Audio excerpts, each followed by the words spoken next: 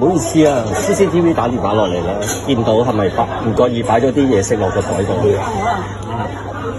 麻煩攞出嚟，因為睇住我做緊嘢，攞翻出嚟就簡單啲啦，好唔好？嚇，因為食物衞生啦，始終都全部唔緊要嘅，食到可以全部喺度食嘅。嚇，同埋咁大袋嗰啲攞埋出嚟。嗰啲唔係。嗰啲牛肉應該係我哋公司嘅，唔好意思啊。嚇，攞埋出嚟啦！仲有啲蝦啊剩啊，不如成盒攞出嚟好嘛？呢位師兄諗住拎咁大袋肥牛海鮮翻屋企，一定係擔心自己食唔夠蛋白質啦。